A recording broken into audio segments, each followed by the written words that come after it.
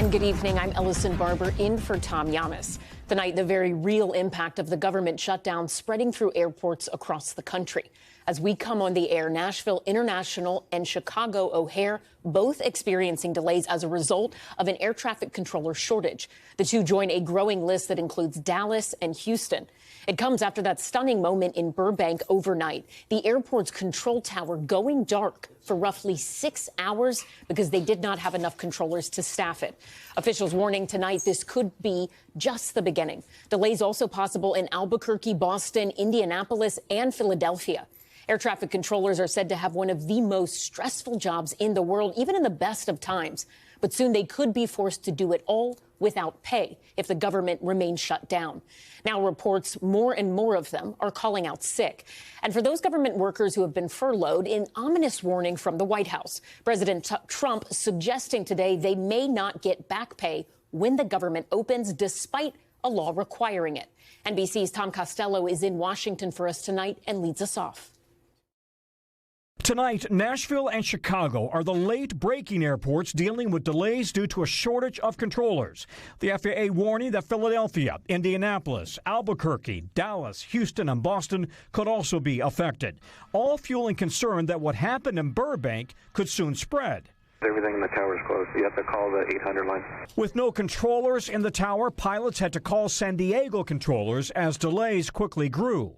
I wouldn't want to come to work if I'm not getting paid either, truthfully. Controller shortages have also caused delays at Newark, Denver, and Phoenix. Controllers are expected to work without pay for now, even as they're already working mandatory overtime to make up for too few controllers. The FAA and union suggest stress may be a contributing factor. They've got houses, mortgages, car payments. They have to put food on the table. They're concerned they might not get a paycheck. Right. So far, controllers have not missed a paycheck. One controller tells NBC News the sick calls will start coming in because some controllers have to work a second job to bring money in. Does the union have any plans at all to organize some sort of a sick out across the entire union? Absolutely not. We are going to show up to work again to serve the American people. We don't control the government opening or the government shutting down, and we sure don't control the government ending it. While controllers are not furloughed, the president today suggested government workers who are may not receive back pay. For the most part, we're going to take care of our people. There are some people that really don't deserve to be taken care of, and we'll take care of them in a different way.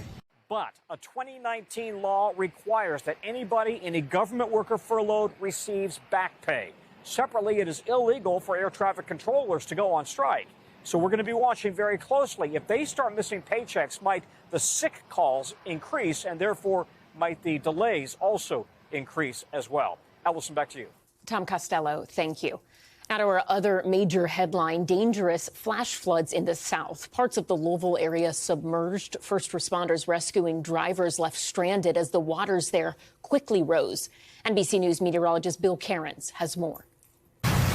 Life-threatening flash floods in Louisville, Kentucky, as more than 4 inches of rain fell this morning, making the nickname River City all too real for many. Some drivers splashing through drenched roads despite alerts to avoid unnecessary travel. Look at this, Oak Street. The rain overwhelming drainage systems, this manhole cover bubbling from the water pressure. Water is rushing out of the ground. The mayor's office saying about a dozen calls came into 911 for help involving cars like this one, submerged and stranded. The mayor urging caution. If you're driving, turn around and don't drown if you see standing water. A jackknife truck temporarily closing down northbound lanes on I-65 as suburban backyards were left completely underwater. Holy crap. The view outside this business showing how high the water came up on a truck, cars and vans in the parking lot. A plane at Bowman Airfield skidded off the runway, crashed through a fence and onto the neighboring golf course. The 4 people on board luckily reported to be okay. The deluge in Louisville today, part of a cold front now moving northeast towards the I-95 corridor. And Bill Cairns joins us now for more. Bill, talk to us about what happened in Kentucky. It seems like it got so bad so quickly. How did that happen? And are there other areas on alert tonight? Yeah, Allison, you can say it's simply because it feels like summer. The humidity's like summer, so it shouldn't be a shock to anyone, even though we're now in the second week of October, that we had summer-like downpours and flash flooding. All that heavy rain has moved out of Kentucky. It's now over West Virginia, so we do have the possibility of some isolated flooding concerns there. But the remainder of this evening, this is going to be beneficial rain. We all know how dry it has been. It seems like forever now in areas of the Northeast, the Mid-Atlantic. We're getting a much-needed, not a lot, but at least a soaking of rain as it goes through later tonight. So I don't expect any more photos or videos like you've seen there, especially in the Louisville area. That's all said and done. Okay, Bill, let's turn now to the tropics because we have Tropical Storm Jerry gaining strength in the Atlantic. What's the latest track? Yes, this is our 10th named storm of the season. This is our J storm, Jerry, and it's about 3 days away from any islands. You can see it's starting to look a little more impressive. This will likely become a Category 2 hurricane in a couple days, and the question is, how close will it get to the islands here?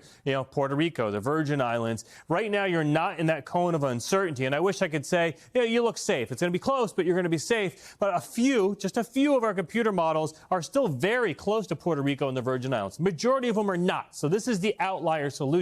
I'd like these lines to kind of move away, Allison, and then I can say we're safe. Okay, so you are also watching a late week storm that could actually hit the East Coast, right? What's going on there? Yeah, and this isn't a tropical system. This is going to be an early season nor'easter that we're going to be dealing with. And it does appear that it's going to start Friday on the Carolina coast. It's Friday night to Saturday. It gets to be a stronger storm. We're going to get those strong northeast winds. That's why they call them a nor'easter. Heavy rain on the coast. The high tide cycles. We're going to have a lot of beach erosion problems. And the European model really keeps everything about Jersey Shore southwards. Our American model is a little bit of disagreement, kind of a similar track going up the coast, but much higher impacts in areas of southern New England, New York City, and Long Island by the time we get to Sunday into Monday. So we still have some things to figure out. But the bottom line is, Allison, for anyone with plans on the East Coast this upcoming holiday weekend, pay attention to the forecast. A high impact event is possible. We will be following you and all your social media very closely. Bill Cairns, thank you. We appreciate it. And out west now, the race there to rescue a medical crew after their helicopter crashed onto a Northern California highway. Bystanders rushing in to lift the chopper off one of the victims. And first responders saying their help saved that trapped passenger's life. NBC's Dana Griffin has the stunning video. The moment before impact.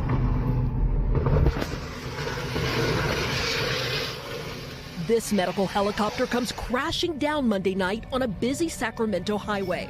The pilot, nurse, and paramedic ejected from the aircraft, officials say. I have 3 victims still conscious.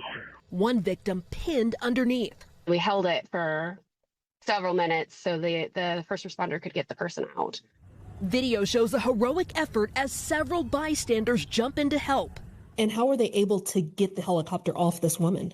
Speaking to that captain, he said it took every ounce of effort from about 15 people to push that helicopter. Luckily, the pilot managed to avoid hitting any drivers and there was no fire. Some Airbus EC-130 models have crash-resistant fuel tanks designed to prevent fires. This situation could have been so much worse.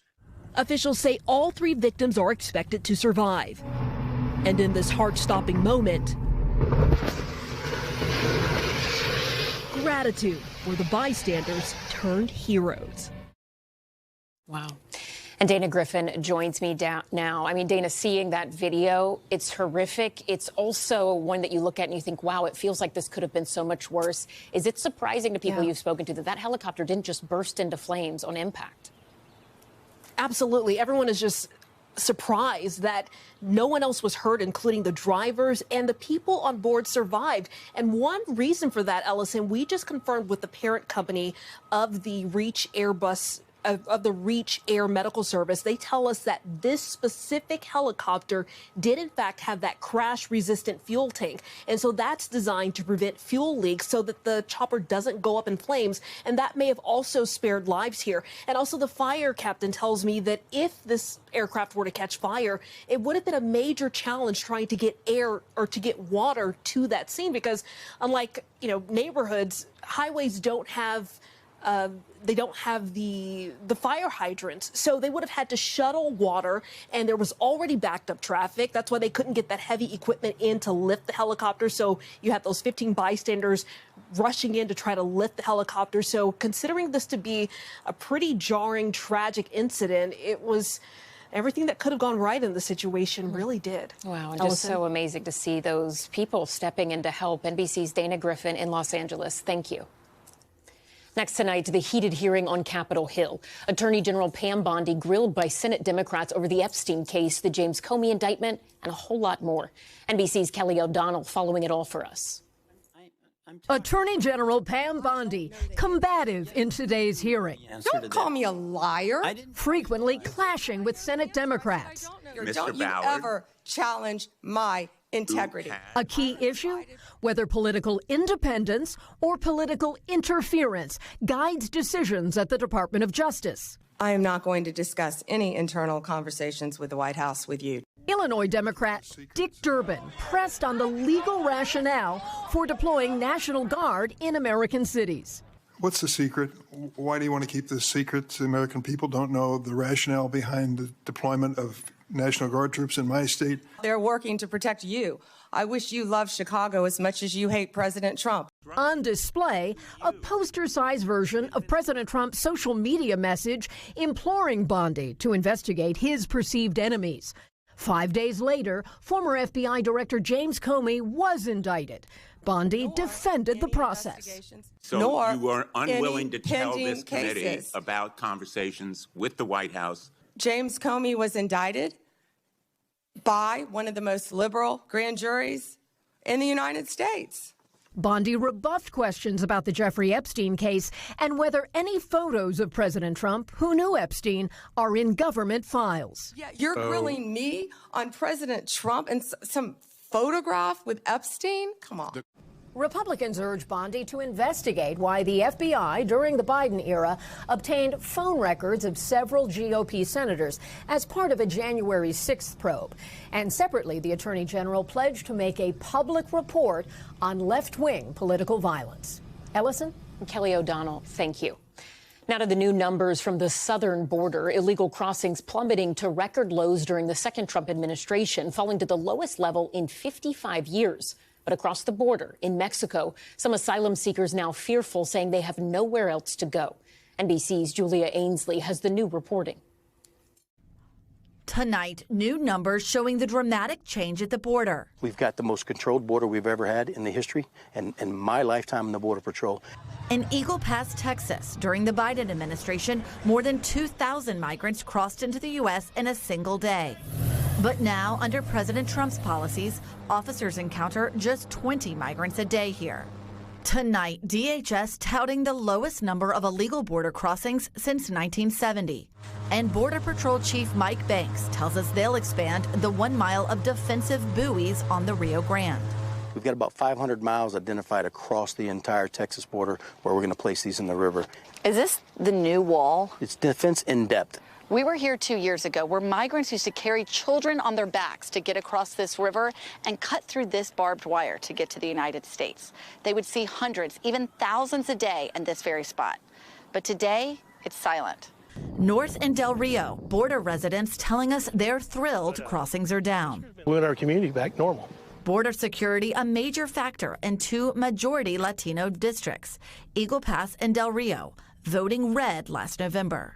Business owner Leo Martinez is a Democrat who voted for Trump, saying his once 8-hour commute to his factories across the border now takes 20 minutes. Now, if you look at the border, it's super quiet. So whatever the current administration done, it's working. His daughter voted for Trump, too. What happened here with the surge led more people to vote for Trump? Yes. 100%. But across the border, President Trump's policy blocking asylum claims also having an impact. Johanna Romero, with her 6-month-old son, saying she's desperate, waiting in Mexico since December. Saying she's fleeing death threats from her baby's father. I was really afraid. It was a very strong threat, she said.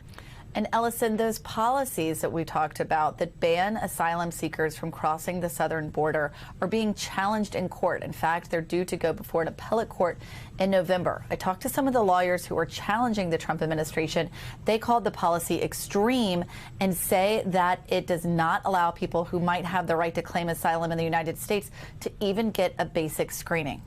At the same time, Mike Banks said that he says the policy has been effective and that he will not stop until he has operational control of the border, meaning no one gets across undetected, and if they do get across, they're processed and then returned back to their home countries. Ellison? Julia Ainsley, thank you. Turning now to terrifying moments caught on police body camera. Cops pulling over the driver of a rental car, believing the car was stolen. Officers pointing their guns at the driver before realizing she was innocent. It is just one of hundreds of similar incidents that have happened around the country. Chris Glorioso from our NBC New York station has more. So it is confirmed stolen, though. You are watching police body cam video from this summer. In June, Ohio sheriff's deputies found themselves pursuing what they thought was a stolen rental car.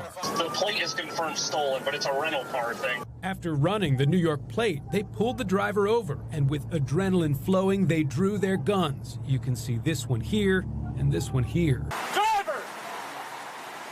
Shut the car up and step out! The confrontation, nothing short of frightening, but within seconds, cops realized there was a mistake.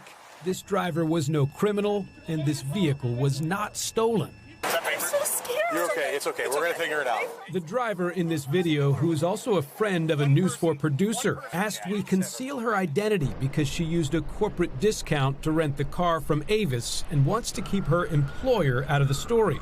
But she wanted viewers to see this video because it turns out mistaken reports of stolen rental cars are more common than you might think. So unfortunately, this isn't like an uncommon thing with rental companies. To me, that seemed unbelievable. Sometimes they forget to call the law enforcement agency that entered it stolen. That's a pretty common thing. Something needs to change so that they do not have police pulling people over for no reason. Court records reviewed by the I-Team show hundreds of customers have sued rental car companies after being humiliated, handcuffed, arrested at gunpoint, arrested in front of their kids, or spending days in jail, all because their rental cars had been falsely classified as stolen. Rental giant Hertz settled a lawsuit in 2022, paying $168 million to more than 300 customers who said they were falsely accused of theft. At the time, Hertz's CEO said the resolution put customers first. Face away from me! The driver you see in this video sued Avis after police drew weapons on him, thinking this rental car was stolen. Avis declined to respond to our questions about the incident and declined to say how many of its customers overall have filed similar suits. Get down on your knees! It is a nationwide issue, 100%. Attorney Daniel Whitney Jr. represents this driver. He says Avis ultimately resolved the lawsuit, but he believes there is an industry-wide problem with lots of rental car companies failing to carefully monitor their own fleets and being too quick to report vehicles stolen when they're really just misplaced on a lot or turned in late. What you've got is inventories of thousands of vehicles going state to state, multiple states, and they arrive somewhere, they need to get processed, and they need to get turned back out. I get the sense that the priority is more so processing things quickly than processing them carefully. Avis also did not answer questions about this New York rental car pulled over in Ohio. But police records show someone did remove the car from a nationwide database of stolen vehicles 8 months before it was pulled over. The weird part is the plates come back stolen. Usually the car comes back stolen. It remains unclear why the license plate triggered cops to initiate a dangerous traffic stop. If this doesn't get solved, it's going to happen to somebody else. And something else terrible could happen. Driver! Shut the car up and step out! One attorney told me he's had clients detained or even jailed, not just because the rental car was falsely classified as stolen, but because police have had trouble contacting a customer service representative at the company to verify the authorized driver. That's why one piece of advice is to make sure you keep that rental contract in the vehicle. That way you can present it to police if you are pulled over to prove you have every right to drive that car. Ellison. Chris Glorioso, thank you. Still ahead on Top Story, the dramatic rescue caught on camera. A mother and her 2 children swept out to sea. How police used new technology to save them. Plus, the dog in Florida now being hailed a hero, leading deputies to an 86-year-old woman who got hurt and couldn't make it back home. That video coming up next. But first, Top Story's top moment. 27-year-old TJ was running his first marathon right outside of Chicago when he got to mile 18 and started to lose steam. His dad decided to jump right in to support his son. Take a look at this. Look at that. Dad might not be able to keep up.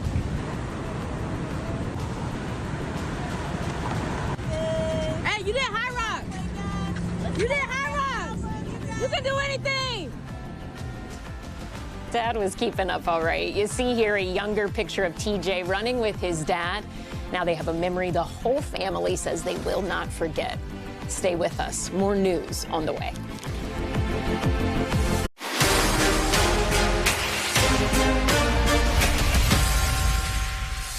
Back now and marking 2 years since the October 7th terror attack that took the lives of more than 1,000 people and changed the course of history in the Middle East. Thousands in Israel remembering the lives lost and praying for the hostages still being held.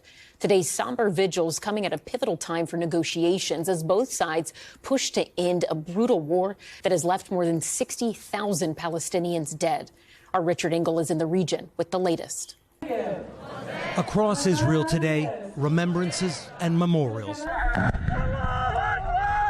Marking 2 years since Hamas gunmen stormed into Israel, murdering more than 1,200 people and kidnapping 251. More than 370 Israelis were killed at the Nova Music Festival alone. Gal Gilboa Dilal was at the party with his brother Guy when Hamas swooped down and opened fire. The brothers were separated. Guy was taken into Gaza and is among the 20 hostages believed to be still alive. Every day is a new process of losing your hope and getting them up again. Tonight, Israelis are gathering in front of Prime Minister Netanyahu's residence. They are here to remember the Hamas massacre 2 years ago, to be together in solidarity with the hostages, and to support the negotiations that could finally end this war. In Gaza, there's overwhelming support among civilians for a peace deal. This was Gaza 2 years ago. And this is what it looks like today. Medical officials say more than 67,000 Palestinians have been killed. In Egypt, indirect negotiations continued today over President Trump's peace plan. We want a release of the hostages immediately. But there are significant differences tonight on key issues, including the withdrawal of Israeli troops from Gaza and the future of Hamas and its weapons. Richard Engel, thank you. Joining us now is Yair Horn. He is a former Israeli hostage. He was in captivity for nearly 500 days. His brother, Eitan, is still being held hostage by Hamas. Both were taken from near Oz Kibbutz 2 years ago today. Yair, thank you so much for taking the time to join us today. I am so sorry for everything you have been through, everything you and your family are still going through. Take me back to that time when you were in captivity, 500 days almost. How did you maintain hope? Well, you know, it's really hard, but hope it's the last thing you lost, because you think about your family, your loving ones, and you just keep on going in automatic mode. I see your shirt, and I think almost every video and photo I've seen of you since you've been released, you have been wearing a shirt with your brother's name. You talk about him all the time, at one point saying, everyone asks me what I need, and what I need is my brother back. Do you know his status right now? Have you been able to get any updates? No, we don't know nothing since I left the Gaza Strip in February. I hope he's alive, and it's really sad, but it's not just a shirt. Mm-hmm. Right now it's like my uniform. Mm-hmm. I wear this shirt every time, every day, every minute. So it even became part of my skin. Mm-hmm. It's not just a shirt. Mm-hmm. Eitan just turned 39. I'm sure it's really hard, I imagine, to not be able to celebrate it with him, to not know how he's doing, more than I can possibly imagine. If you could speak to him, what would you say? And for viewers who are seeing his face, hearing his name, what do you want them to know about your brother and the situation he's in right now? Well, first of all, Ethan have a skin disease, and he's right now suffering, I know. He needs medications and the special soap. He needs to wash himself. Down the tunnels, you don't get showers daily, so it's very difficult. But I hope he's still alive, and I hope he's still strong, not just physically, strong mentally, and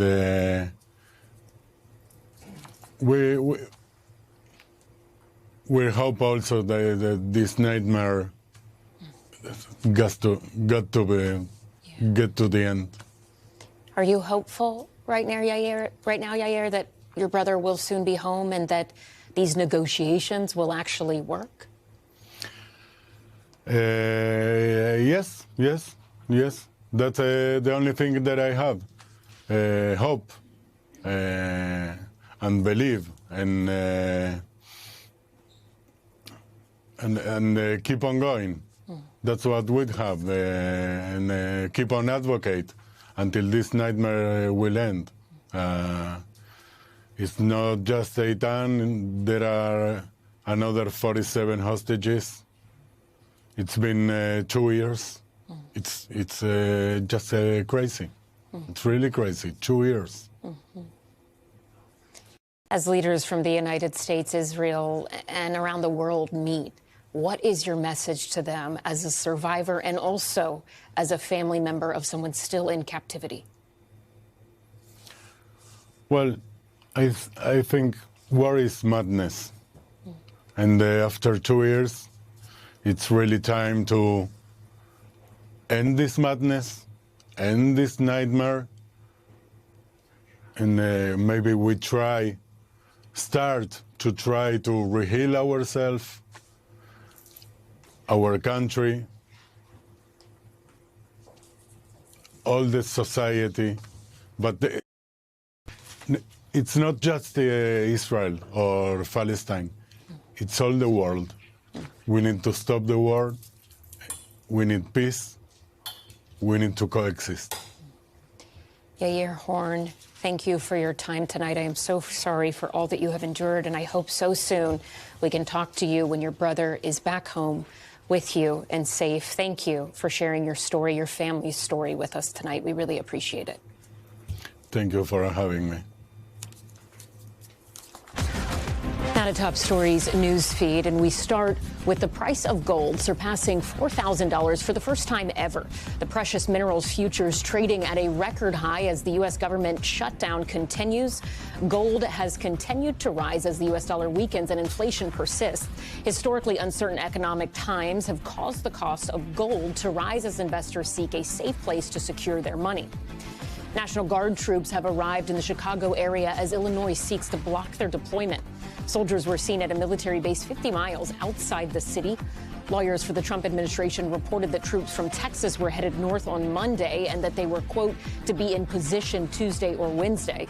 It comes as a federal judge urged the administration to pause the deployment ahead of a hearing over a lawsuit filed by the state of Illinois. And new tonight, ex-NFL star Herschel Walker was just confirmed as the U.S. ambassador to the Bahamas. Walker had a short stint in politics, running as a Republican in the 2022 U.S. Senate race in Georgia, losing narrowly to Democratic Senator Raphael Warnock. He was nominated for the position in December by President Trump. Walker fills an ambassadorship that has been vacant for more than a decade. And in Florida, an incredible moment caught on camera. A hero dog leading police to an 86-year-old woman who was reported missing while out with the pup. He ran up to my car and I said, bring me to your mommy, and he ran back here. He come up to your car? Mm-hmm. Oh, sweetheart. The woman's husband called police after she did not come back from her walk with Eeyore, that's the dog, for over an hour. Eeyore leading the sheriff's deputy from her car to the woman who was lying injured but conscious on a sidewalk. And on the Jersey Shore, a dramatic rescue caught on camera. A mother and her 2 children swept away by a rip current. Body camera and drone video showing the race to save them and the new technology that made a big difference. NBC's Valerie Castro has this report. A terrifying scene unfolding off the Jersey Shore. 911, where's your emergency? Someone's drowning in the ocean right between the music pier and the jetty. They're screaming help.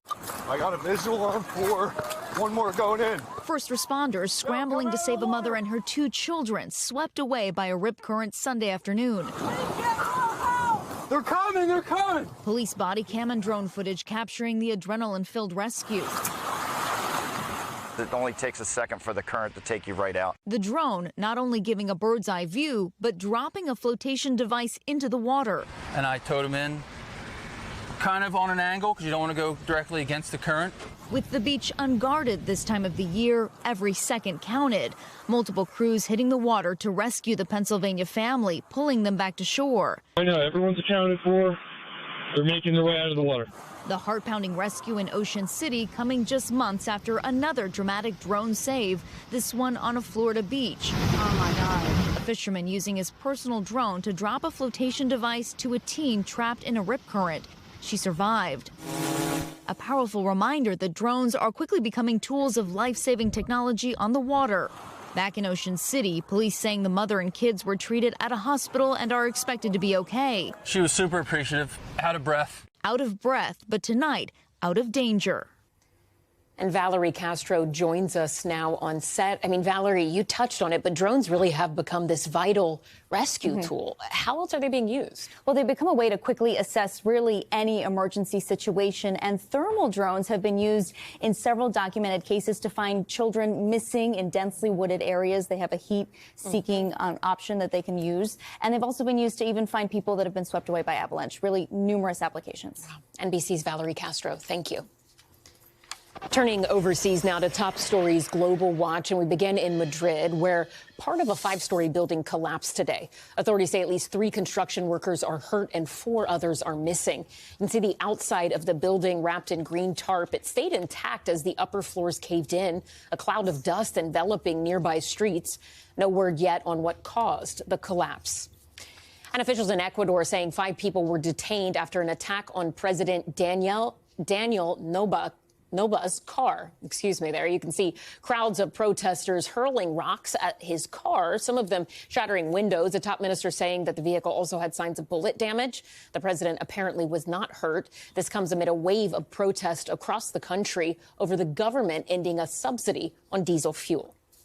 And police in London saying they've broken up a criminal gang that could be responsible for about 40% of all phone thefts in the city. Surveillance video showing some of those thieves using e-bikes to make a fast getaway. The gang is suspected of smuggling 40,000 phones to China, where they can be sold for up to $5,000. According to police, nearly 50 people have been arrested in the last 2 weeks. We're back now with the surprising new way some people are using AI. They're turning to services like ChatGPT for legal advice instead of hiring a lawyer. Our Gotti Schwartz speaks to one woman who successfully won an appeal using AI. But experts and even the companies who make these tools are warning that the chatbots cannot replace the real thing. All over it. In Southern California, 72-year-old Lynn White was on her own after losing an eviction trial. Facing $70,000 in fines and back rent with no money for an appeals lawyer, she needed a miracle. This AI tool, it is beyond comprehension. She found ChatGPT and used it to do the work that would have cost thousands from a trained lawyer.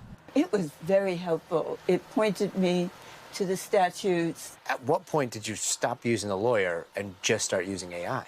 In post, I saw that I can handle this appeal on my own. AI was helping me draft the motions and the briefs. That's not to say the AI was perfect. She says sometimes a program created hallucinations, legal citations to help her case that don't actually exist. That's the thing with large language models, they are not tethered to the truth. Damien Charlatan is a legal researcher in Paris. His database of AI hallucinations shows hundreds have already made it into U.S. courts. Smith versus Johnson sounds like a case name. And for the AI, it's enough that it sounds like its case name, regardless of whether it is an actual case.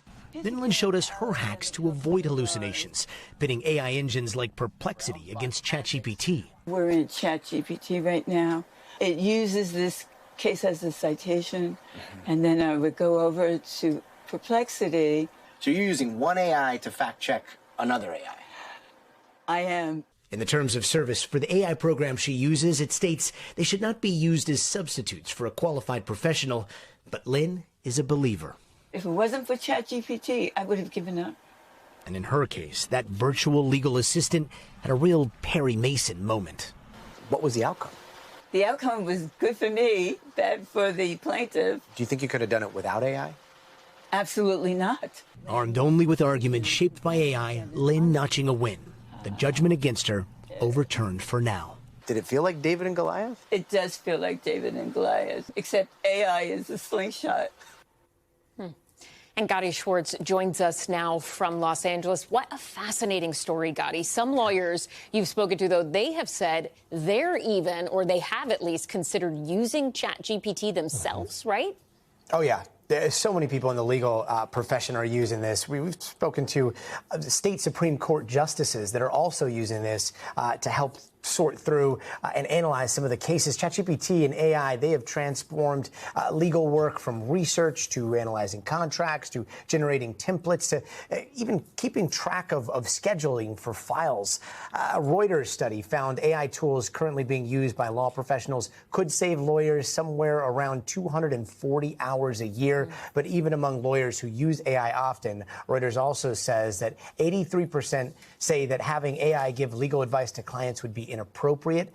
Meanwhile, the AI being used continues to improve every single day. When we were talking to Lynn, she said that from when she started using it in 2022, 2023 to now, it has been exponential how quickly it is accelerated in terms of how it handles logic. With most AI models, they pass simulated bar exams with flying colors, but those hallucinations, though, that you just heard her talking about, those continue to be quite the issue. Wow. Ellison? Fascinating stuff. Gotti Schwartz, thank you. Finally tonight, a sweet story from one high school's homecoming. A football player surprising a cheerleader to their freshman year homecoming dance. Our Tom Llamas on why this moment is bringing a smile to millions online. Freshman Nevaeh Hall was so excited about homecoming, she had to run. Right into the arms of her date, Wesley Lowry. The two, friends since the first grade. We're really close.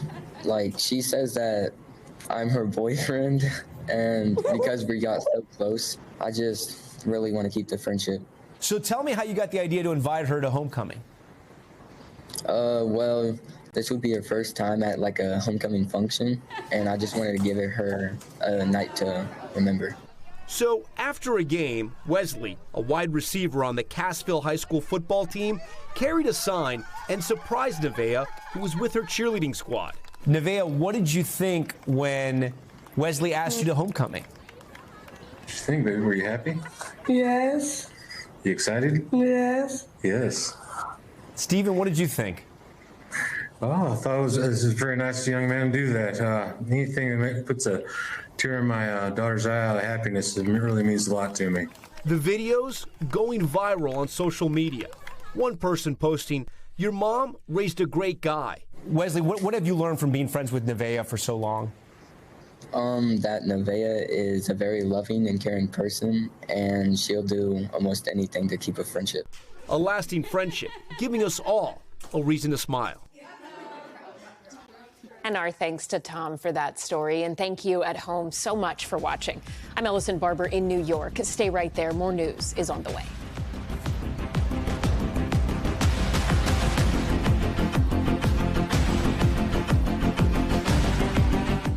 We thank you for watching. And remember, stay updated on breaking news and top stories on the NBC News app or watch live on our YouTube channel.